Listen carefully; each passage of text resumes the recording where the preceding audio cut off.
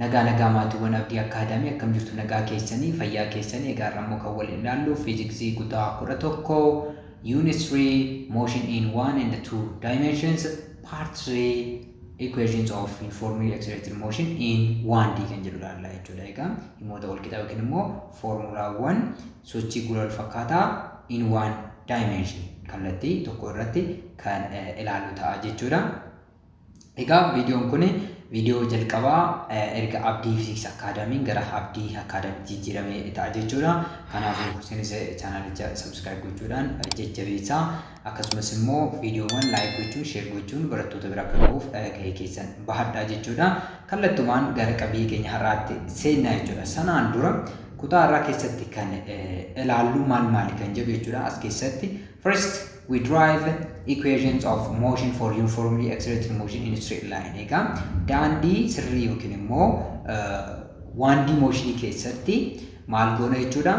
Equationoota motion formulaawwan sochii kanneen jedhaman guula dhaabbataatiif ni barbaannu yookiin immoo drive goona yookiin immoo calculate gochuudhaan lafa kan keenyu ta'a jechuudha. Kanaafuu formulaawwan naannoo 5tu jiru jechuudha. So isaan sana drive gochuudhaan hunda isaanii tokko tokkoon kan ilaallu ta'a jechuudha. And then we will determine the stopping distance of a vehicle. Egaa stopping distance konkolaataa tokko yookiin immoo qaama socho'u tokko akkamitti barbaaduu akka dandeenyu ni ilaalla jechuudha. So isaan kana sirriitti ilaalla. The objectives of the lesson are egaa kaayyoon qabiyyee kana yookiin immoo viidiyoo kana erga barattanii booda maal hubachuudhaa qabdu kan jedhu jechuudha. By the end of this video you should be able to derive and apply the equations of uniformly accelerated motion in 1D. Formulaawwan sochii gula dhaabbataa drive gochuu yookiin immoo calculate gochuu danda'uudhaa qabaattu akkasumas itti fayyadamuu danda'uudhaa qabaattu yookiin immoo kanaaf barattu jechuudha. Barnoota yookiin viidiyoo kana kanaaf daawwattu jechuudha. And then you should be able to solve various problems of uniformly accelerated motion in 1D. Egaa fakkeenyota garaagaraa yookiin immoo gaafilee garaagaraa kanneen sochii gula wal fakkaataatiin wal qabatan daandii tokko yookiin immoo kallattii tokko irratti furuu danda'uudhaa qabaattu jechuudha. Isaan kun isinirraa eegamu. Kallattumaan gara qabii keenyatti yommuu seennu derivation of equations of motion for uniformly accelerated motion in straight line. Egaa jalqaba irratti isa kanadha ilaalla jennee dubbannee turre jechuudha. So egaa amma formulaawwan gara 6 ta'an 5 4 fayyadamu nuyi har'aaf 6 goonetti ilaalla jechuudha. So formulaawwan hunda keessatti simboolota nuyi fayyadamnu ilaallaa jechuudha. U stands for initial velocity. U yoo argitan formula irraa keessatti initial velocity jechuu isaati jechuudha. And V is final velocity after time t. V immoo final velocity yeroo murtaa'e booda yookiin immoo yeroo t booda qabaannuudha jechuudha. Kanaafuu V yoo argitan kana booda final velocity jennee fayyadamaa akka jiru beektu. A stands for acceleration. A immoo acceleration bakka buutii jechuudha. And then T represents time. T immoo represent kan buutu yookiin immoo kan bakka buutu maal jechuudha? Time dha jechuudha. S is displacement. S immoo qaxxaamura bakka nu bu'aa jechuudha. And V average is average velocity dha jechuudha. V kan jedhu kana mallattoo kana yoo argitan average velocity kan jedhu. So isaan kana qabachuu qabu jechuudha. U jechuun initial velocity dha, V final velocity, and acceleration, time, S immoo displacement, V jennee kan fudhanne kun immoo average velocity dha. Hundi isaanii taayimiidhaan alatti maalidha jechuudha? Kalqabeewwan ta'uu isaanii kan nutti agarsiisudha jechuudha. So simboolii kana akka sammuutti qabattan yookiin immoo akka yaadattan nan barbaada jechuudha. Mee jalqaba equationii jalqabaa haa furuu jechuudha. Equation 1 V equals U plus AT kana jechuun maal jechuudha? Final velocity is initial velocity plus acceleration times time taken jechuudha. So formulaan kun eessarraa dhufee jenna jechuudha. Formulaa jalqabaarraa yommuu eegallu we know that acceleration defined as the rate of change of velocity. Egaa kana maalirraa kan argannu accelerationin maalidha jechuudha? Acceleration is the rate of change of velocity delta V over time akka ta'e beekamaadha. Maaltu accelerationin jechuudha. So delta V jechuun kun immoo it is V minus U which means final velocity minus initial velocity divided by time taken dha jechuudha. Egaa isa kanarraa criss cross yommuu goonu jechuudha. A equals isa kana jechuudha. A equals V minus maal arganna? A equals V minus U over t arganna jechuudha. Kana criss cross yommuu goonu qaxxaamura yommuu baay'isnu maalidha jechuudha kan argannu v minus u equals 80 kan jedhu arganna jechuudha. So kanarraa u kana gamatti yommuu ceesisnu maal arganna? v equals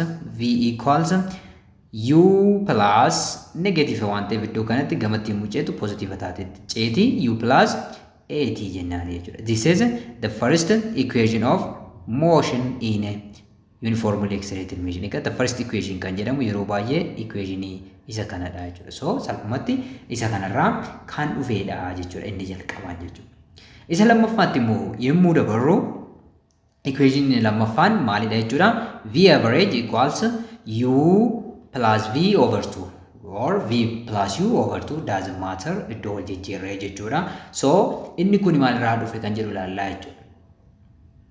As you know, in uniformly accelerated motion, the velocity increases equally in equal time intervals. Egaa uniformly accelerated motion keessatti velocity'n yeroo wal fakkaataa keessatti haala wal fakkaataatiin dabala jechuudha.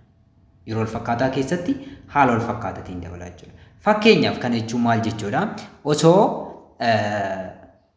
velocity fi yeroo qabaanneeti jechuudha lamadha as keessatti kan nu barbaachisu.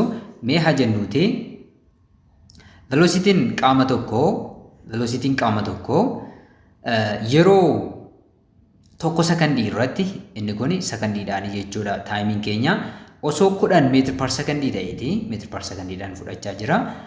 2 sekondii irratti immoo 20 osoo ta'eeti. Egaa sekondii tokko tokkoon 10 dabaluu jiraachuu isaa nutti agarsiisa jechuudha. Maaltu velocity'n qaama kanaa jechuudha. Qaama kanaa jechuudha. Yeroo kana egaa average velocity yommuu barbaadnu yeroo wanti tokko yeroo wal fakkaataa keessatti haala wal fakkaataatiin dabalu average isaa arithmetic mean ta'a jechuudha salphumatti. Arithmetic mean ta'a jechuudha. Sekondii tokko keessatti velocity'n meeqaan dabalaa jira jechuudha? 10 dabalaa jira waan ta'eef jechuudha. 10 dabalaa jiraachuusaa kan nu agarsiisudha jechuudha. Sekondii tokko ture 10 ture lamatti yommuu ceenu 10 dabalee waan ta'eef egaa yeroo kana miinii yommuu barbaadnu simply arithmetic mean ta'a jechuudha. Arithmetic mean jechuun waan qabnu walitti hidhaaneet frequency isaatii hiruudha yookiin immoo lama hiruudha jechuudha. So yeroo kana maal arganne v average equals maal ta'a jechuudha? V average equals 10 plus 20 over 2 ta'a jechuudha. 2 keenya kun si'a lama ta'uu isaa yookiin immoo wanti kun lama ta'uu isaa qofa lakkoofsonni nuu kennaman kun tokko lama isuma kana agarsiisa yookiin frequency agarsiisa jechuudha. Amma irra deddeebi'ee kan jedhu agarsiisa jechuudha. So sanaan wal qixa waan ta'eef formulaan kun akka equation lammaffaatti kaasna jechuudha. Kitaabni keessanis bifa sanaan waan kaa'eef garuu iddoo garaagaraa irratti isa kana itti fayyadamna malee akka equation ittiin kaa'amu jechuudha. Kitaabni keessan akkasitti waan kaa'eef nuuf akkasitti fayyadamne. So average velocity keessan maal ta'a jechuudha? U plus v over 2. Kun uniformly accelerated motion qofaaf hojjeta jechuudha. Uniformly accelerated nan uniformly accelerated motion keessatti hin hojjetu. Fakkeenyaaf for uniform motion hin hojjetu jechuudha inni. Hin hojjetu jechuudha. Kanaafuu isa kana ilaaluun barbaachisaa ta'a yookiin immoo sochiiwwan biraatiif inni kun hin hojjetu. Kun uniformly accelerated motion qofaaf kan hojjetu ta'uu isaa nutti agarsiisa jechuudha. The third equation is S equals U plus V times T over 2 dha jechuudha. Egaa equation inni sadaffaan immoo maal ta'a jechuudha? Isa kanadha jechuudha. Equation sadaffaan keenya S equals U plus or V plus U over 2 times T ta'a jechuudha. Kan barbaadan irraa ka'uu dandeessu jechuudha. Egaa inni kunis kan dhufe definition maaliiti jechuudha? Definition average velocity irraa dhufe yookiin immoo displacement average velocity irraa akkamitti arganna kan jedhu irraa dhufe jechuudha. So by definition average velocity akkuma isin beektan definition isaarraa maalidha jechuudha? Total displacement divided by time dha jechuudha. Average velocity yommuu barbaadnu jechuudha. Equation 2 keessatti immoo gara olitti jechuudha. Kanoo asitti maal jenneerra? Average velocity immoo isa kanadha jenneerra jechuudha. U plus v over 2 jenneerra jechuudha. So isa kanaan bakka buusna. Kana dursinee qaxxaamura baay'isna. Kanarraa kun maal nutti agarsiisa? This implies that S or the total displacement will be average velocity times the time taken dha jechuudha. Times the time taken dha. Average velocity keenya equation 2 irraa qabna jechuudha. U plus v over 2 jenneerra jechuudha. Suma kana bakka buusuudha. Kanaafuu kana maal arganna? S or displacement will be v average means u plus v over 2. This is average velocity times the time taken. This is the third equation of motion. Egaa akka nuyi fudhachaa jirutti the third equation of motion ta'uu kan nutti agarsiisudha jechuudha. Sadisaanii akkamitti akka dhufan ilaallee jirra jechuudha. Now let's find the fourth equation. The fourth equation is displacement equals initial velocity times the time taken plus half of acceleration times the square of times. Egaa square time kan fudhannudha jechuudha. So qaxxaamurri formula kanaan argama jennee darga. Egaa isa kana immoo maalirraa argannaa kan jedhu ilaallaa jechuudha. So kanas maalirraa kaanitti arganna jechuudha. Equation 3 irraa yookiin immoo from the third equation we have s equals u plus v over 2 times t jenneerra jechuudha. Kanaafuu yoo as keessatti fakkeenyaaf yoo v qabaachuu baanne akkamitti barbaaduu dandeenya kan jedhu ilaallaa jechuudha. V yoo qabaachuu baanne v yoo jiraachuu baate displacement osoo gaafatamneeti akkamitti barbaaduudhaa dandeenya kan jedhu ilaaluu dandeenya jechuudha.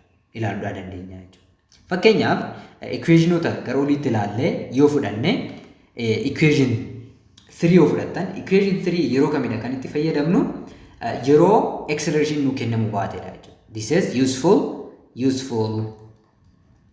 useful when acceleration is not given. Inni kun baay'ee kan itti fayyadamnu yookiin immoo baay'ee barbaachisaa kan ta'u acceleration yoo nu kennamuudha baatedha jechuudha. So isa kana sirriitti kan itti fayyadamnu yoo acceleration nu kennamuudha baatedha jechuudha. Equation 2 immoo hundumti isaanii yoo nu kennamu baata. Hundumti isaanii time yoo qabaachuu baanne, acceleration yoo qabaachuu baanne, displacement yoo qabaachuu baanne average velocity salphumatti argachuu dandeenya jechuudha. Yoo maal qabaachuu barbaanne jechuudha? If s displacement, a acceleration and t time are not given salphumatti maal barbaaduu dandeenya? Average velocity barbaaduudha dandeenya jechuudha. Uniformly accelerated motion dhaaf jechuudha. Equation 1 hoo maaliif nu fayyada hoo jenneen displacement nu jiraachuudha baate jechuudha. Fakkeenyaaf amma asitti displacement osoo hin qabaatin salphumatti maal barbaaduu dandeenya jechuudha? Final velocity barbaaduu dandeenya. It is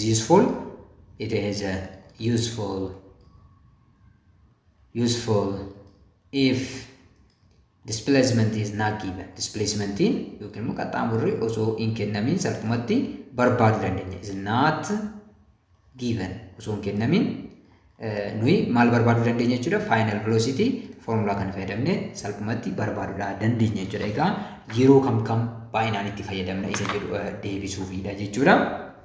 Equation 4 keenyatti yommuu deebinu yoo v nu kennamuu baate yoo displacement argachuu dandeenya final velocity yoo qabaachuudha baanne dandeenya kan jedhudha jechuudha. Eeyyee ni dandeenya. Akkamitti dandeenya isa jedhuuf v keenya equation jalqabaarraa bakka buufanna jechuudha. We have from equation 1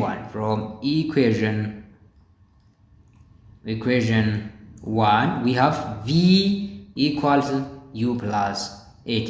Kana jalqaba kan drive goone equation 1 irratti qabnudha jechuudha. So iddooma v maal goone jechuudha? Formula kana bakka buufannaa jechuudha. So s will be u plus v jechuun amma maalidha jechuudha? U plus at over 2 t tokko kunoo alarraa qabna t ishee kana jechuudha. T ishee kana iddoo kanaa qabna jechuudha. Okay. Mee haa ilaallu. Kana yommuu ilaallu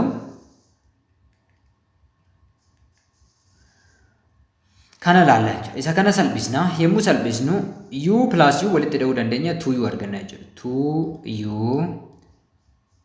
plus at over 2 times t arganna jechuudha. Kana ittiin baay'isuudha. Yeroo kana maal arganna? 2ut plus 80 squared divided by 2 arganna jechuudha.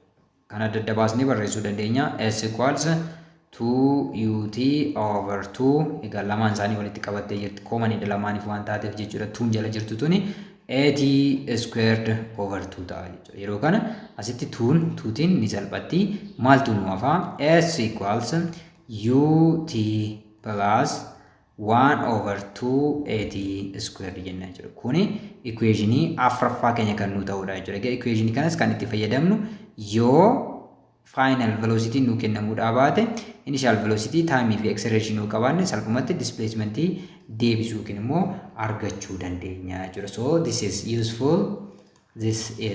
useful when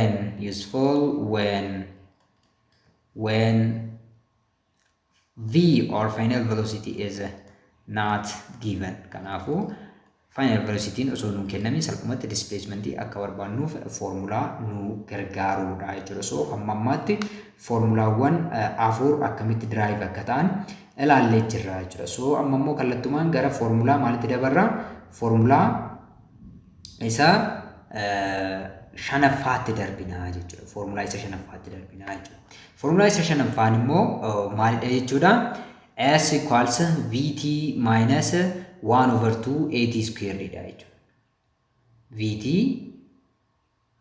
minus 1 over 2 at squared amma immoo yoo u nu kennamuudha baatedha jechuudha u nu kennamuudha baate kanaas ammas maalirraa kaana jechuudha we have from equation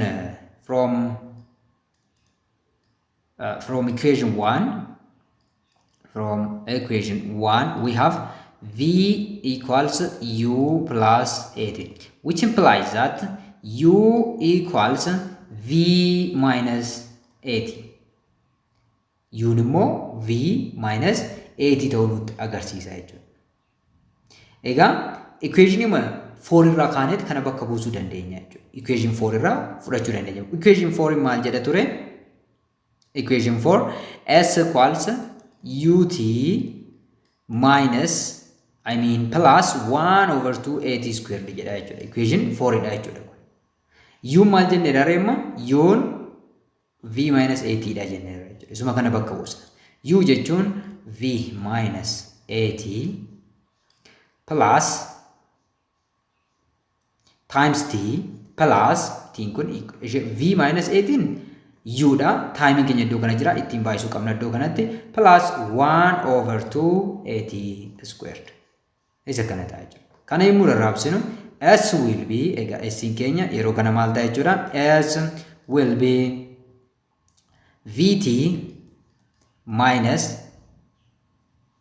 80 squared plus 1 over 2 80 squared egaa 80 squared kun t times t maal taati t squared taati waan ta'eef iddoo kanatti jechuudha amma kun lamaan tarmii wal fakkaatanidha 80 squared jedha kanaafuu kana lamaan walitti dahuudhaa dandeenya jechuudha yommuu walitti daanu maal argannaa yeroo kana mee ishee adda baasnee walitti haa idaanu maal jetti 80 negative 80 squared plus 1 over 2 80 square qabna jechuudha kanaafuu hawaataa tokko baafannaa maal arganna yeroo sana negative lamadha jechuudha kan jala jiru hawaataan isaa so lama tokkoof lama maal arganna jechuudha negative lama 80 squared plus 80 squared arganna jechuudha 80 squared so kana yommuu salphisnu maal arganna re negative lama 80 squared plus 80 squared egaa negative caala waan ta'eef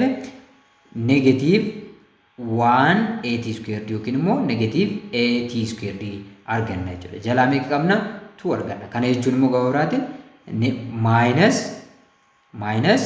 1 over 2 80 squared ta'uu nutti agarsiisa jechuudha egaa paartii kana shallaqne jechuudha iddoo kanatti paartii kana adda baafanne kanaaf kun maal nutti agarsiisa s will be vt minus 1 over 2 80 squared jechuudha egaa kana immoo yoomitti gargaaramna jechuu dandeessu jechuudha this is useful if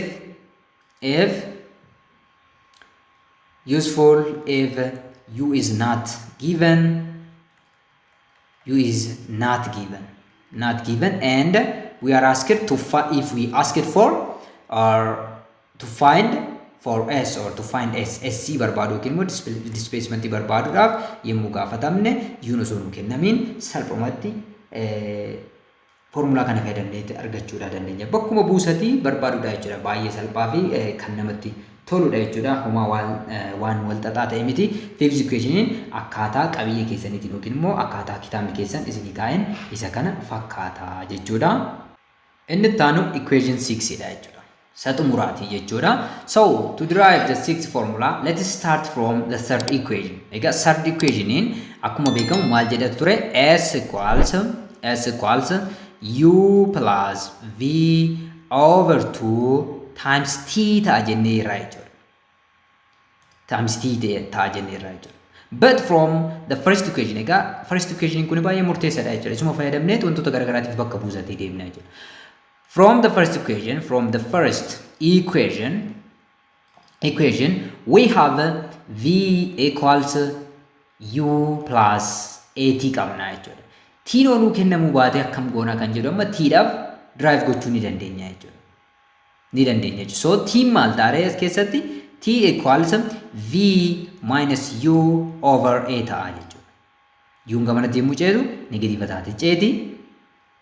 Egaa 18 walqixa v minus u ta'a over a yoo jenne formula isa kana arganna jechuudha. So T keenya isa kana qabna. Salphumatti maal barbaaduu dandeenya jechuudha?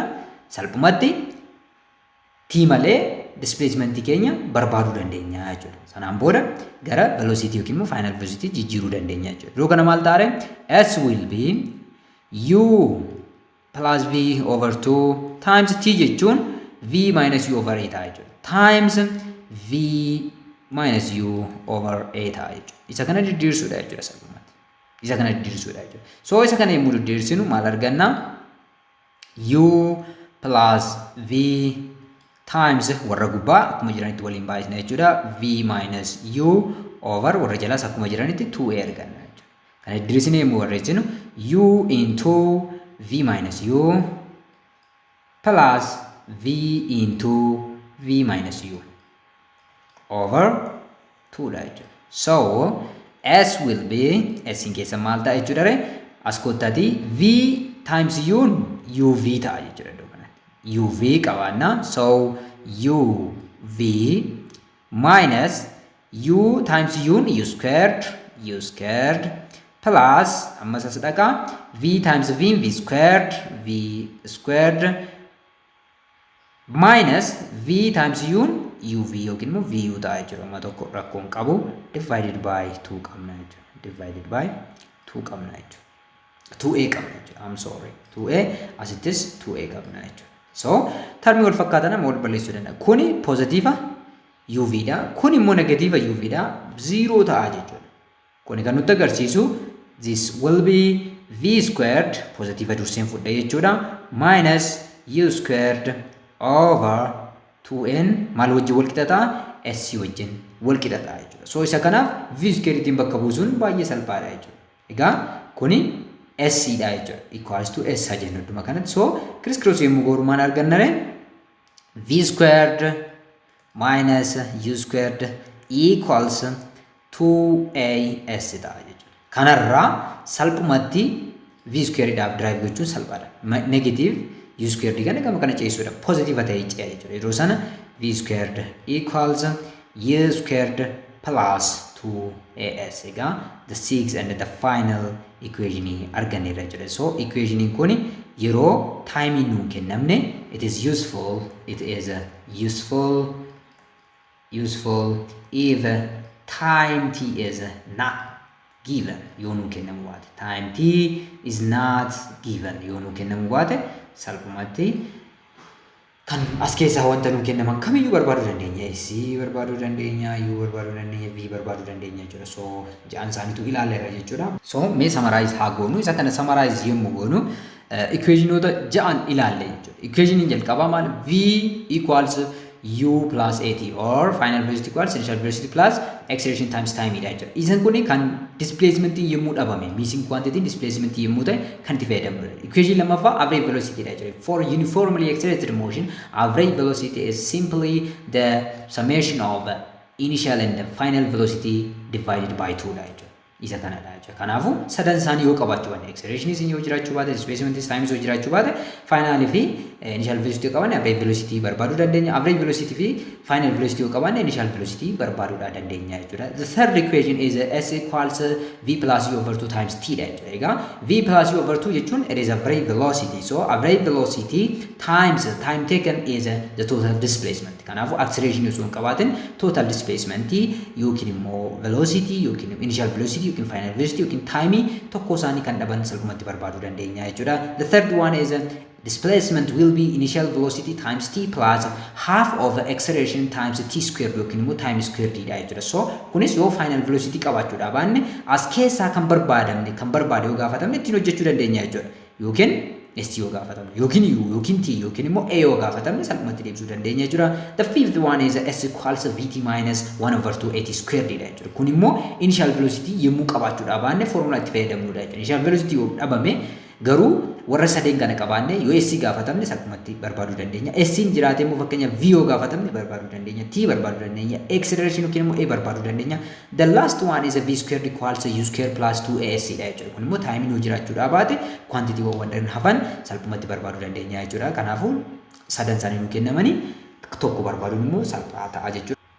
Remember that the above equations are vector equations.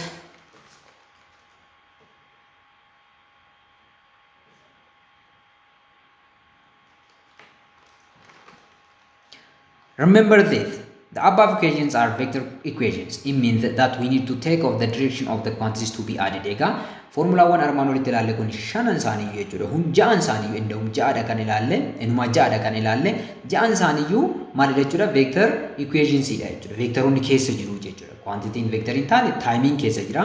Warreen kaan garuu hundi isaaniitu maalidha? Vectoroota jechuudha. Kanaafuu kallattii xiyyeeffannoo keessa galchuun baay'ee barbaachisaa ta'uu kan nutti agarsiisudha jechuudha. If they are in the same direction we add, but if they point in opposite directions we subtract. Egaa yoo kallattii wal fakkaataa qabaanne walitti daana jechuudha. Fakkeenyaaf initial formulaawwan keenya keessatti fakkeenyaaf V equals U plus AT jenneerraa jechuudha. So formula kallattiin A fi kallattiin U wal fakkaataa taanan walitti daana, walii faallaa taanan garuu negative goona jechuudha. Isa tokko faallaa taanan walirraa hir'isinaa jechuudha. Wal fakkaataa ta'e walitti daana, faallaa taanan walirraa hir'isuu kan nutti agarsiisudha jechuudha. The other is all negative accelerations are not always decelerations. Egaa negative acceleration yeroo hunda deceleration miti jechuudha. Isa jechuudha miti jechuudha. Kanaafuu negative acceleration yeroo tokko change in direction yoo uumame jijjiiramni kallattii yoo uumame illee negative acceleration qabaachuudha dandeenya jechuudha. Malee yeroo hunda negative acceleration jechuun ariitiin waan tokko hir'ateera jechuu qofa miti jechuudha. Ariitiin isaa osoo hin hir'atiin kallattii isaa jijjiirachuu danda'a jechuudha. Battalawee irratti jechuudha. Yeroo kanallee negative acceleration qabaachuu dandeenya. Kanaafuu negative acceleration jechuun yeroo hunda deceleration jechuu miti. Deceleration jechuun kallattii maal jechuudha? Ariitiin waan tokko hir'achaa deemudha. Negative acceleration garuu yoo kallattiin jijjiirame illee maal ta'uu danda'a jechuudha? Negative ta'uu danda'a. Fakkeenyaaf acceleration guula yoo fudhatan guula harkisa dachee gara lafaatti waan ta'eef yeroo baay'ee negative goonee fudhanna. Kana jechuun deceleration dha jechuun miti. Accelerate ta'aa jira acceleration dha. Gara gadiitti waan ta'eef negative goonee fudhanna. Isa jechuuf kanaafuu all negative accelerations are not always decelerations. Yeroo negative acceleration deceleration ta'uu jira garuu it is not always. Okay, example 3.3. A car accelerates uniformly from rest to a speed of 72 kilometers per hour in 8 seconds. Egaa konkolaataan tokko guula wal fakkaatiin boqonnaa irraa from rest. Boqonnaa irraa hamma maalitti? Hamma 72 kilometers per hour itti sakandii 8 keessatti guule nu jedha jechuudha. Guula dhaabbataatiin guule nu jechuudha. A. Find the acceleration of the car. Guula konkolaataa kana barbaade. B. Find the distance the car travels. Fageenya yookiin qaxxaamura konkolaataan kun deeme barbaade nu jedha jechuudha. C. If the car breaks to a stop over a distance of 50 meters, then find its uniform deceleration. Konkolaataan kun dhaabbachuudhaaf yoo 50 meetira itti fudhate erga fireeniin qabamuu jalqabe jechuudha. Uniform deceleration isaa barbaade. Amma immoo acceleration isaa yookiin immoo acceleration negative isaa yookiin immoo ariitiin ittiin dhaabbataa acceleration ittiin dhaabbataa jiru barbaade deceleration isaa jechuudha. Deceleration kan jenneef ariitiin irrataa dhufee xumurratti dhaabbata waan ta'eef jechuudha. So isa kana furraa jechuudha. Egaa yeroo hunda akkuma beekamu maalirraa kana jechuudha? We start from our given. Maalidha kan nu kenname kan jedhu baay'ee barbaachisaadha jechuudha. From our given, we have initial velocity. It is 0. Sababni isaas konkolaataan maalirraa ka'e starts from 0. 0 yookiin immoo rest irraa ka'e waan nuun jedheef jechuudha. Alright. Then we have V. V illee ni qabna final velocity. It is 72 kilometers per hour. Egaa isa kana meetir per secondiitti jijjiiruu qabna jechuudha. Kana jijjiiruudhaaf 72 times 1000 divided by 3 and 3600 meters per second ta'a jechuudha. Yeroo kana 20 meters per second nuu kenname final velocity keenya jechuudha. The time taken t is 8 second. 8 second itu nuu kenname jechuudha. So 8 second keessattidha kuni kan ta'e jechuudha. 8 second keessattidha kuni kan ta'e jechuudha. So distance immoo xumura irratti immoo kan nuu kenname maal ta'a? Distance during braking. During braking. Yommuu braking goonu yookiin immoo yommuu breakii distaansiin konkolaataan kun dhaabbachuuf deeme 50 meetira jechuudha. Isaan kana fayyadamneet riikwaardoonni keenya beekamoodha. Salphumatti isaan barbaaduu dandeenya jechuudha. Required jalqaba irratti maalidha? Acceleration kaarii keenyaati kan gaafatamne. A acceleration of car, then distance traveled during acceleration. Distance traveled during acceleration. Kuni yeroo maaliiti? During acceleration. Yeroo acceleration jirutti jechuudha. C irratti immoo gaafatamne acceleration yeroo maaliiti jechuudha? Yeroo dhaabbachuu during braking. Yeroo dhaabbachuuf jedhutti acceleration kanaafuu A B C jennee bakka buufachuu dandeenya jechuudha. Isaan kana fayyadamne salphumatti gaafilee keenya hojjechuu dandeenya yookiin immoo deebisuu dandeenya jechuudha. Solution gara furmaatatti seenaa jechuudha. A irratti acceleration gaafatamne. Acceleration. We use the first equation to find acceleration. First equation egaa uniform accelerated motion equation keessa first equation fayyadamna. First equation maal jedha? V equals U plus AT jedha. Isa kanarraa salphumatti maal barbaaduu dandeenya? Acceleration barbaaduu dandeenya jechuudha. Kana jechuun A equals V minus U over T. Yookiin immoo simply we can find using the definition of acceleration. Amma formulaan suni achumarraa dhufuu yaadachuuf malee definition acceleration irraa salphumatti kana fayyadamuu dandeenya. Kana lakkoofsota keenyaan bakka buusuudha jechuudha. V keenya 20 meters per second. Final velocity. U is 0. The time taken is 8 seconds. Kanaafuu 20 meeqa arganna jechuudha? 2.5 meters per second squared dha jechuudha. Egaa acceleration keenya salphumatti barbaaduu dandeenya jirra jechuudha. B irratti maalidha kan gaafatamne? The distance covered during acceleration. Distance traveled yookiin immoo fageenya deemame gaafatamne jechuudha. Egaa isa kana barbaaduuf equation barbaadan fayyadamuu dandeessu. Mee nuyi ammaaf equation isa kana haa barbaadnu. S equals ut plus 1 over 2 at squared kan jedhu kana barbaaduu dandeenya fayyadamuu dandeenya jechuudha. Egaa initial velocity keenya meeqa jenneerra? 0 dha jenneerra. So ut hin jiru jechuudha. Kanaafuu s yookiin immoo distance traveled simply 1 over 2 at squared ta'uu kan nutti agarsiisudha. A kan iddoo kanatti argannee jira 1 over 2 times 2.5 meters per second squared times t keenya 8 seconds squared dha jechuudha. Squared dha jechuudha. Isa kana yommuu salphisnu yommuu konkolaataa kun accelerate ta'aa turetti fageenyi yookiin qaxxaamurri deeme meeqa ta'a kan jedhu barbaaduuf deematii jirra jechuudha. So yeroo kana kuni maal ta'a jechuudha? 1.25 meters per second squared times 8 squared in 64 second squared dha jechuudha. Second squared in asumatti second squared in salphisuu dandeenya jechuudha. So S yookiin immoo yeroo konkolaataan kun guulaa turetti fageenyi inni deemuudhaa danda'u yookiin immoo qaxxaamurri isaa meeqa ta'a jechuudha? 80 meters dha jechuudha. Yookiin immoo meetira 80 deemuu akka danda'u kan nutti ibsudha jechuudha. Inni biraa C irratti nu gaafate. C irratti immoo konkolaataan kun yommuu decelerate ta'u yookiin immoo decelerate ta'uudhaaf ta'ee dhaqee dhaabbachuudhaaf acceleration isaa yookiin immoo acceleration inni ariitii isaa hir'ii isaa deemee ittiin dhaabbatu yookiin deceleration isaa meeqa ta'a nuun jedhee jechuudha. Deceleration isaa meeqa ta'a nuun jedhee. Kanaafuu asitti maal qabna jechuudha? Akka giivaniitti egaa guulee konkolaataan kun meeqa irra ga'e? 20 meetira per second irra ga'e. Kanaafuu amma jalqaba dhaabbachuu yookiin immoo yommuu fireeniin qabamuu jalqabu konkolaataan kun U meeqa qaba? 20 meetira per secondii qaba jechuudha. Okay, amma xumurarratti dhaqee maal ta'a? Ni dhaabbata. To stop nuun jedhe waan ta'eef jechuudha. So v'n keessan amma maal hidhate jechuudha? Faallaa jira 0 ta'a jechuudha. Okay, fageenya erga fireeniin qabamuu jalqabee osoo ariitii kanaan deemaa jiru sakandii fageenya hammamii deeme S'in breaking distaansiin meeqadha? 50 meters. Meetira 50 deeme jechuudha. Fireeniin osuma qabamu osoo hin dhaabbatiin meetira 50 deemuusaa kan nutti agarsiisudha jechuudha. Kanaafuu maal nu gaafate? Deceleration yookiin immoo barbaadamaan keenya deceleration of braking nu gaafate jechuudha. Braking nu gaafate. Kanaafuu equationoota jiran keessaa kan barbaanne fayyadamuu dandeenya jechuudha. Kan tiin qabne kanaafuu kan tiin qabne equationii isa xumurarratti keenya sanadha jechuudha. Innis maal jedha? V squared equals U squared plus 2AS jedha jechuudha. 2AS jedha jechuudha. So isa salphumatti fayyadamuu dandeenya. Egaa ka V squared keenya 0 dha jechuudha. Maaliif V 0 dha jenneerra jechuudha. Xumurarratti deemee ni dhaabbata waan ta'eef konkolaataan kun. Kanaafuu 0 kan nuyi qabnu maalidha jechuudha? 0 equals U squared plus 2AS kan jedhu kana qabna jechuudha. Kanaafuu nuyi acceleration kana barbaadaa jirra waan ta'eef maal ta'a jechuudha? 2AS equals negative U squared ta'a jechuudha. Negative U squared ta'a jechuudha. Kanaaf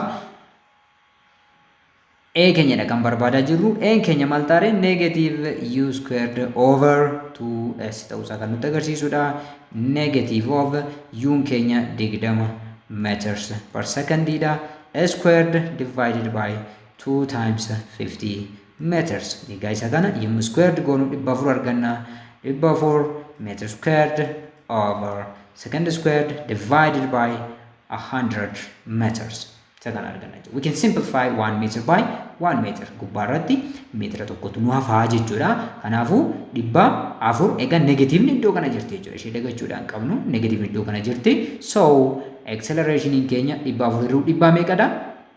Negative 400 hiruu dhibbaa negative 4 meters per second squared ta'uu nutti agarsiisa jechuudha. So guulli konkolaataan kun dhaabbachuuf yookiin immoo deceleration konkolaataan kun dhaabbachuuf fayyadamu negative 4 meter per second square yookiin immoo sakandii tokko keessatti negative 4 irrachaa deemuusaa kan nutti agarsiisudha. Ariitiin isaa jechuudha. Ariitiin isaa negative 4 irrachaa deemee xumurarratti kan dhaabatu ta'uu nutti agarsiisa. Egaa negatiiviin tuni akkuma jalqaba dubbanne deceleration ta'uudha jechuudha kan nutti agarsiisu.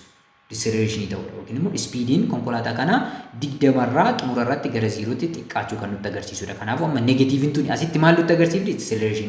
Garuu negative acceleration yeroo hunda deceleration miti jechuudha. Kana konseptii keessatti sirriitti qabachuun barbaachisaa ta'a jechuudha. Okay, mee fakkeenya itti aanutti haa dabarru. Example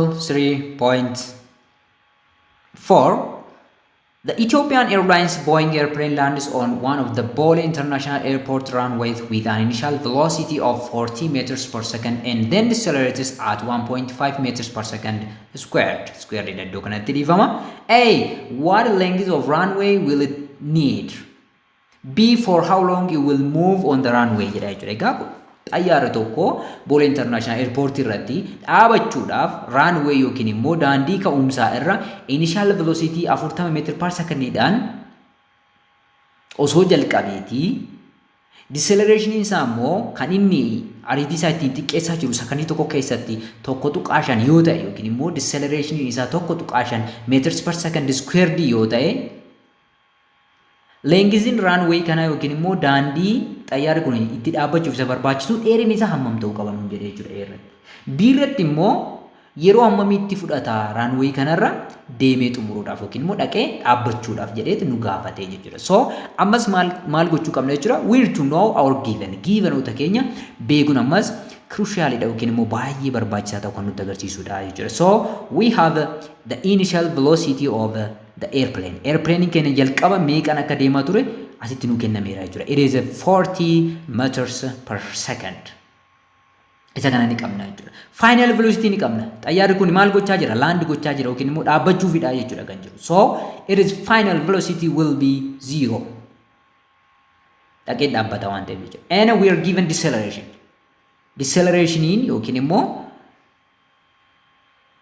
guulli negatiivin yookiin immoo guulli ariitii airplane kana ittiin gadi isaa jiru nuu kennameera. Innis deceleration waan ta'eef negative 1.5 meters per second square. Sakandii tokko keessatti ariitiin xayyaara kana tokko tuqaa shaniin hir'achuu kan nutti agarsiisudha jechuudha.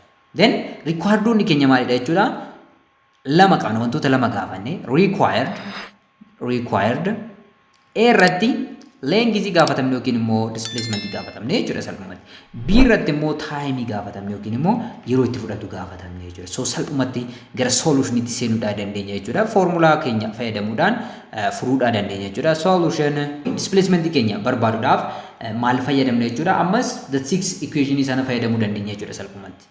U qabna, V qabna, A qabna, T hin qabnu waan ta'eef the 6 fayyadamna jechuudha. Innis maal jedha? V squared equals U squared plus 2AS kan jedhu kana fayyadamna jechuudha. V squared 0 ta'a jechuudha.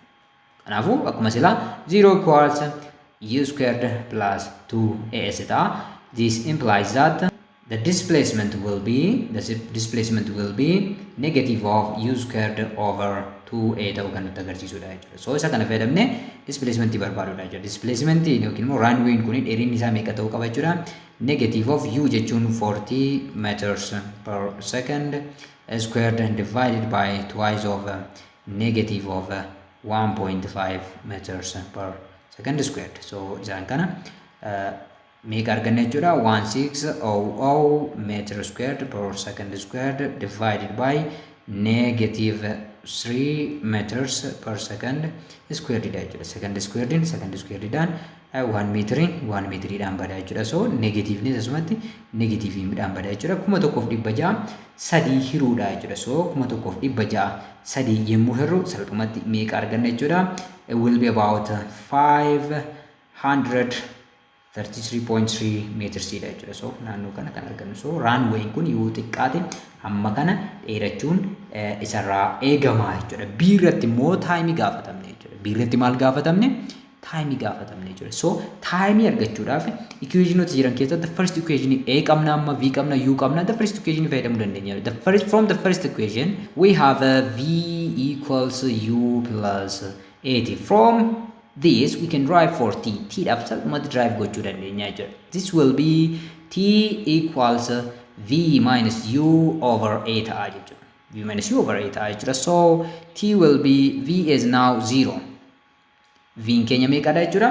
V 0 dha jechuudha. Amma kan qabnu minus U keenya 40 meters per second divided by acceleration yookiin immoo deceleration nu kenname, it is negative 1.5 meters per second squared. So this will be negative 40 meters per second divided by negative 1.5 meters per second squared. Now we can simplify 1 second by 1 second, meter by meter. Here we have and also we can simplify negative by negative. Negative will be positive eta afurtama hiruu tokko tuqaa shanitu nurraa eegama jechuudha. So this will be about 26.7 seconds per second jala irratti hafti. Isheen gubbaatti immoo baatu secondii taati jechuudha. Ishee isa kana yaadachuu qabdu jechuudha. Fakkeenyaaf A over B over C over D yoo qabaanne maal ta'a jechuudha? A over B times D over C kan jedhu sanaan jechuudha. So secondii kun eessaa dhufe kan jenneef per secondii takka asitti hafti gubbaatti immoo baatu positive yookiin immoo secondii taateet gubbaatti ol baati jechuudha. So time barbaanne irraa wantoota nu kennaman salphumatti calculate gochuu dandeenyeerra jechuudha. So lamaan isaanii barbaanne irraa displacement keenya 533 tuqaa 3 ta'a jechuudha. Dhaabachuudhaaf yoo xiqqaate dheerinni runway sana hamma kana ta'uu qaba jechuudha. Kanaaf hamma kana ta'uu qabaa fi sanaa oliidha jechuudha. Hamma kana deema waan ta'eef jechuudha. Taayimiin immoo inni dhaabachuutti fudhatu 26.7 secondii ta'uu kan nutti agarsiisudha jechuudha. The other is determining the stopping distance of a vehicle. Egaa stopping distance qaamni tokko yookiin immoo konkolaataan tokko dhaabbachuudhaaf fageenya hammamii itti fudhata erga maal gochuu jalqabne erga fireeniin qabamuu jalqabe kan jedhu ittaansuudhaan kan ilaallu ta'a jechuudha. So what is braking distance? Jalqaba irratti braking distance jechuun kun yookiin immoo fageenya osoo fireeniin qabamaa jiru konkolaataa tokkotti fudhatu jechuudha. What is it? Mee define goona jechuudha. Braking distance is the distance traveled by a moving vehicles after a brake is applied to stop it before becomes to rest. Egaa braking distance kan jennu kun fageenya waliigalaa qaamni konkolaataa tokko yookiin immoo konkolaataan tokko dhaabachuudhaaf itti fudhate jechuudha. Kunis erga maal ta'e jechuudha? After brake is applied. Erga fireeniin qabamuu jalqabe konkolaataan kun tokko dhaabachuudhaaf akkuma fireeniin qabamee konkolaataan hin dhaabatu jechuudha. Fageenya wayii ni deema jechuudha. So fageenyi kun maal jedhama? Braking distance yookiin immoo fageenya fireenii jedhama yookiin fireenii qabuudhaaf fageenya konkolaataa tokkotti fudhate maal gochuuf dhaabuudhaaf jechuudha. Before it comes to rest. So braking distance isa kanadha jechuudha. It can be affected by many factors. Egaa wantoonni braking distance konkolaataa tokko murteessuu danda'an hedduudha jechuudha. The first one is the speed of the vehicle. Speediin yookiin immoo saffisni konkolaataa sanaa baay'ee murteessaadha jechuudha. The other is weight of the vehicle. Akkasuma weightiin yookiin immoo ulfaatinni konkolaataa sanaallee baay'ee murteessaadha jechuudha. So speedii guddaa kan qabu maaliin ta'u salphaatti hin dhaabatu, akkasuma weightii guddaa kan qabullee salphaatti hin dhaabatu. Road conditions, conditionii roodiiwwanii jechuudha. Haala qilleensaa daandiin goggogaa ta'uu, jiidhaa ta'uu, qilleensa roobaa, qorra wantoota garaagaraa keessatti garaagarummaan inni jiraata jechuudha. The other is vehicles brake conditions. Egaa fireeniin konkolaataa sanaa haalli isaa yookiin conditionii isaa maal fakkaata kan jedhu. Fakkeenyaaf dullooma yoo ta'e dafee qabamuu dhiisuu danda'a jechuudha. Paadiiwwan keenya yoo dullooman, rootariin yoo dulloome kun isaaniitu dhiibbaa guddaa qabu jechuudha. Braking technology in the vehicles. Egaa teknooloojii breekingii sana jechuudha. Teknooloojiin irraa hojjetame sun ammayyaawaan jira. Warreen immoo baay'ee duubatti hafoo ta'an kan turan jiru jechuudha. Kun hundi isaaniitu maal godhu jechuudha. Tire conditions. Conditioning gommaa keenyaallee maalidha jechuudha. Baay'ee murteessaadha jechuudha. Gommaan haaraan dafee nu dhaabuu danda'a. Gommaan dullooman immoo maal ta'a jechuudha. Dirri isaa mucucaataa waan ta'uuf salphaatti konkolaataan keenya nu dhaabachuu dhiisuu danda'a jechuudha. So calculating stopping distance is important for avoiding potential hazardous situations. Egaa stopping distance keenya beekuun yookiin immoo calculate gochuun balaawwan gurguddoo dhaqqabuu danda'an hir'isuudhaaf maal godha jechuudha. Baay'ee barbaachisaa yookiin immoo important kan jennuunidha jechuudha. When a car comes to stop due to friction between the tires and the road, the acceleration is given by this formula. Egaa konkolaataan tokko yommuu dhaabachuudhaaf fireeniin isaa qabamu jechuudha. Sababii frictionii gommaawwan gidduu jiruu fi daandii gidduu jiruutiin acceleration isaa kana ta'a jechuudha. A equals mu g ta'a jechuudha. Kun experimentiidhaan kan mirkanaa'edha jechuudha. A equals mu g tiin argama jechuudha. Where mu is the coefficient of friction. Mu jechuun akkuma beekamu egaa kutaawwan darban keessatti ilaaltaniitu it is the coefficient of friction jechuudha. Coefficientii frictionii kan ta'edha. G is the acceleration due to gravity around earth surface. Egaa G kan jedhuun kun acceleration due to gravity naannoo dirra lafaa irratti kan ta'edha jechuudha. So isa kana arganna acceleration jechuudha. Egaa isa kana irratti hundaa'uudhaan equationoota nuu kennaman keessaa for example I think you remember the sixth and the final equation. Equationoota irra ilaalle keessaa isa xumuraan yaadattu jedhee yaada jechuudha. So innis maalidha jechuudha? V squared equals U squared plus 2AS jedha jechuudha. 2AS jedha jechuudha.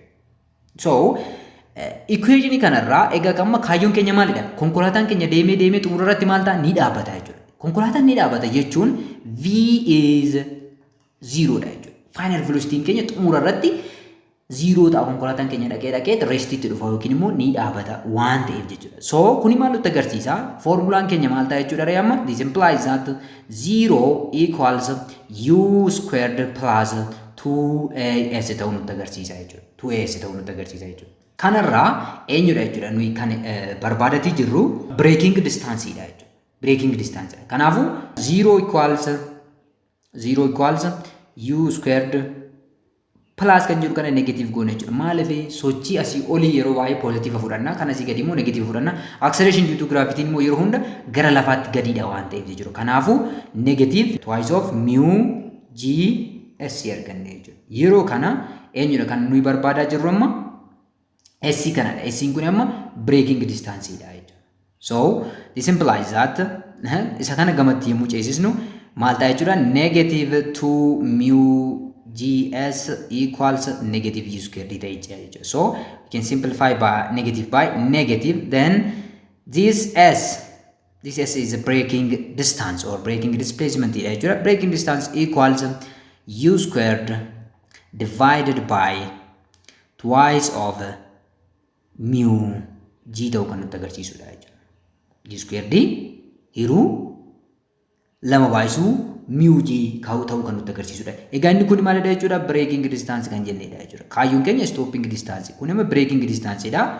Egaa this is braking distance isaa barbaannee jirra jechuudha salphumatti. Experiments show that for dry roads mu equals 0.7. Egaa daandii goggogaadhaaf yeroo roobni jira jechuudha. Mu naannoo duwwaa tuqaa 7 jechuudha. Coefficient of friction. For wet roads immoo jiidhinsa qabaatu daandiin naannoo 0.4 dha jechuudha. 0 iddoo kana kaa'uu dandeessu. So experimentiidhaan agarsiisa. Egaa daandiin kunis daandii asfaaltiitiif consider ta'eet fudhatame jechuudha. So daandii dirt road immoo yoo ta'e yookiin immoo daandii piistaa yoo ta'e immoo kana oliyyuu ta'uu danda'a. 0.7 olillee ta'uu danda'a jechuudha. Miyuun keenya.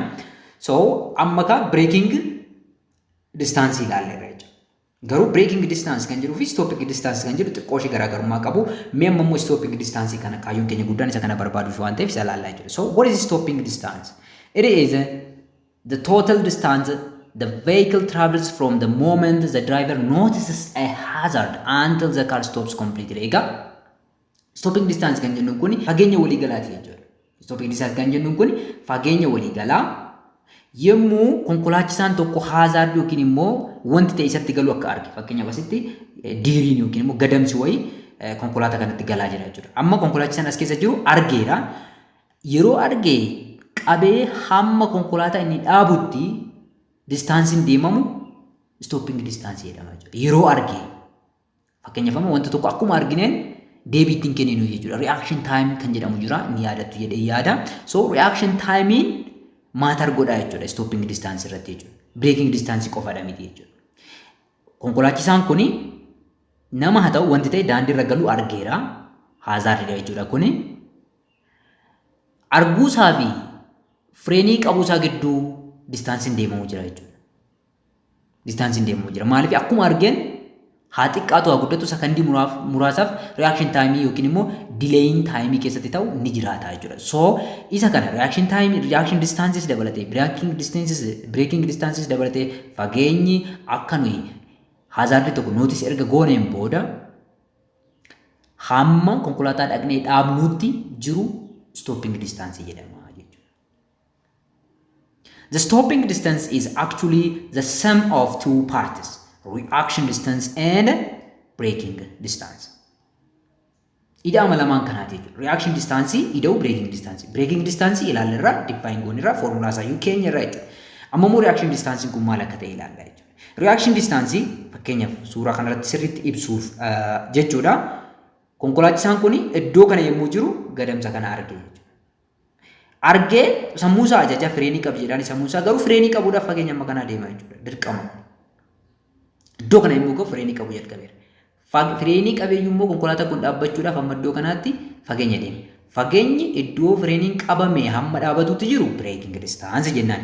Fageenya immoo akka namtichi gadamsa argee sammuun isaa fireenii qaba jedhee ittimee garuu inni fireenii qabuudhaaf fageenyi deemamu immoo reaction distance jedhama. Lamaan isaanii kun immoo walitti hidhamanii stopping distance ta'u jechuudha. So isa kana yommuu hiiknu reaction distance is the distance that the vehicle travels during the driver's reaction time before braking starts. Egaa osoo fireenii hin qabamiin dura yeroo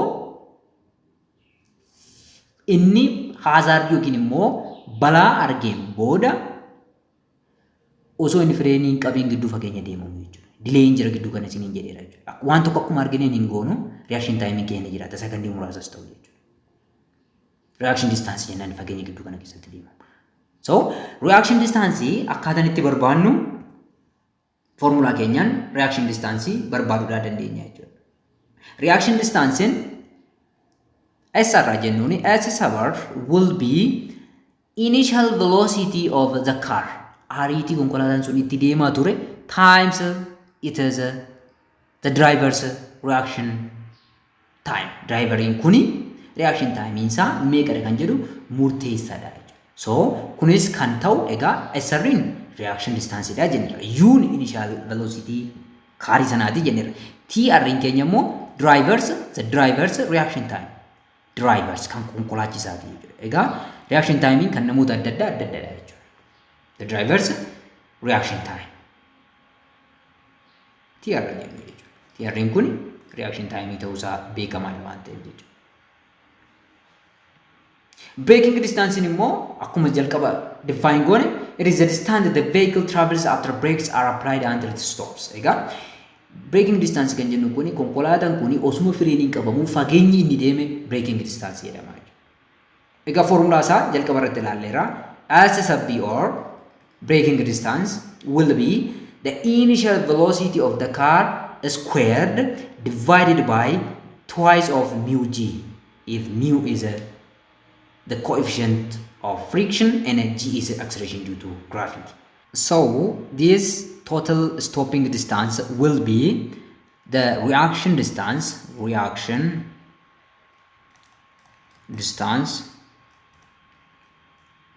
plus braking distance.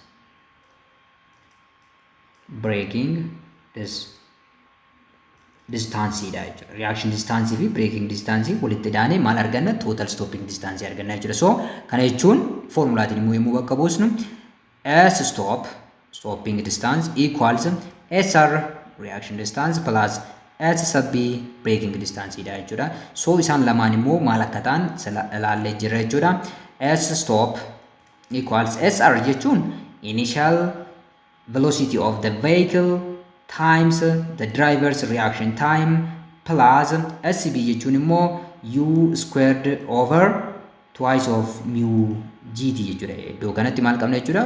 G jirti jechuudha. So formulaan kuni formulaa waliigalaa stopping distance konkolaataa tokko itti barbaannudha jechuudha. Yookiin immoo qaama konkolaataa saayikilii ta'uu danda'a.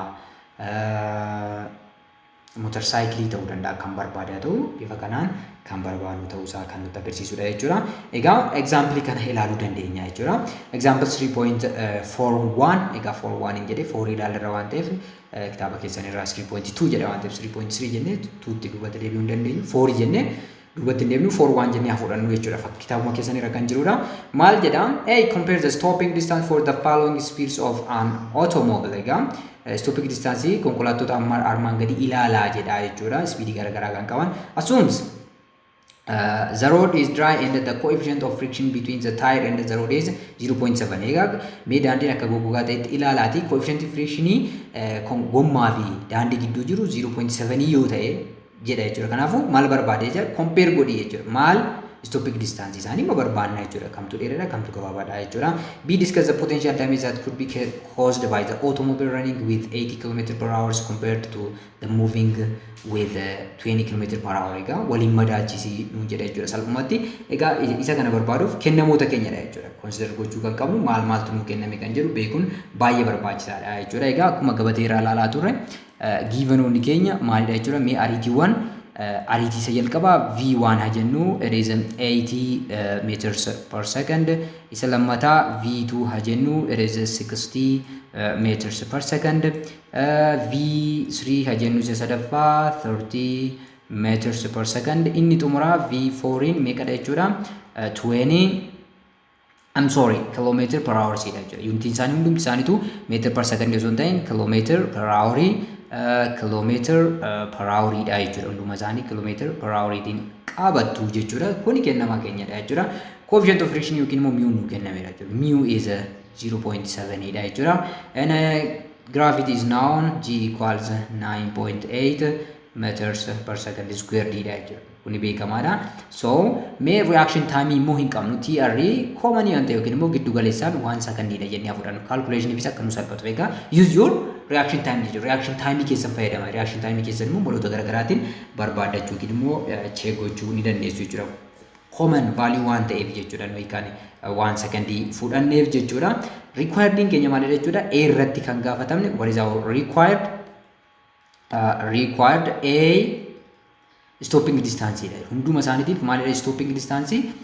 Stopping distance S stop 1 up to S stop 4 jechuudha kan gaafatamne. Isaan kana barbaaduudha qabna jechuudha. Egaa up to jechuudha kuni hunda isaaniiti jechuudha. S stop 1, S stop 2, S stop 3, 4 barbaada jechuu barbaade. B irratti immoo waliin madaalchisna jechuudha. Dhiibbaa balaa qaqqabu irratti speediin qabu maal godhi jedha ibsaa jedha jechuudha. Isa kana salphumatti ibsuudhaa dandeenya. So gama furmaatatti yommuu seennu kennamoota keenya kana fayyadamneetu furuudhaa dandeenya jechuudha. So solution egaa jalqaba irratti A bira dhaqna jechuudha. A bira dhaqna jechuudha. So A bira dhaqna yookiin immoo step jalqaba irratti wantoonni nuyi hojjennu maalidha? Step 1 speedii nu kenname gara meetir per second jijjiiruu qabna jechuudha. So step 1 maalidha jechuudha? Kilometers per hour to meter per second itti jijjiirachuudha jechuudha. Kan nuyi qabnu jechuudha. So kana gochuudhaaf formulaa velocity tokko yoo maaliin u nu kennameera jennu velocity nu kenname v jennee fudhanne asitti u gochuu dandeenya jechuudha. Doesn't matter u nu kenname tokko meetir per secondiitti jijjiiruudhaaf jechuudha kan kiiloomeetira per hour nu kenname v in or u in kilometer per hour times 1000 over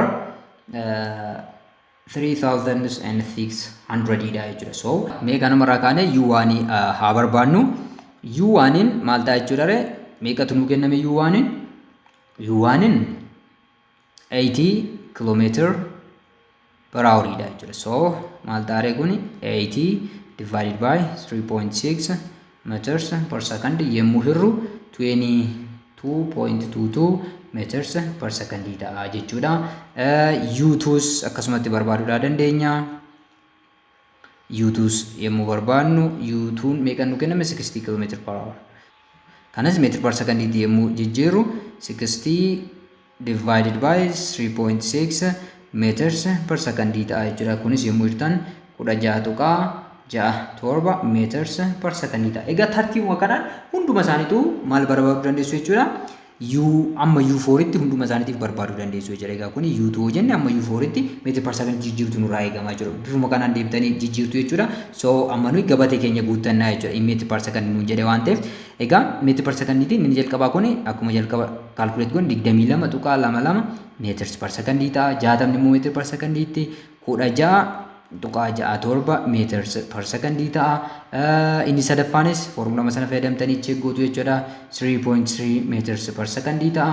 Inni xumuraa immoo 5.56 meters per second ta'a jechuudha. So speed isaanii maal goonerra convert goonee jira jechuudha. Steppiin lammaffaan maal gochuudha? Reaction distance barbaaduudha. Reaction distance keenya immoo UTR dha jenneera jechuudha. So baay'ee salphaadha. Egaa TR keenya meeqa fudhanna jennee 1 second fudhannu calculation ifis akka nuti salphatu jenneera. Kanaafu fakkeenyaaf amma SR1 in maal ta'a jechuudha salphumatti U1 times TR ta'a. TR in dhaabbataadha waan ta'eef jechuudha. TR immoo 1 second fudhanne waan ta'eef meeqa ta'a jechuudha salphumatti 22.22 meters ta'a jechuudha. Inni lammaffaas akkasumatti 16.67 meetirii ta'a jechuudha. Inni sadaffaanis akkasumatti 8.33 meetirii ta'a jechuudha. Inni afuraffaanis akkasumatti 5.56 meetirii ta'a jechuudha. Kuni maalidha jechuudha? Reaction distance dha jechuudha.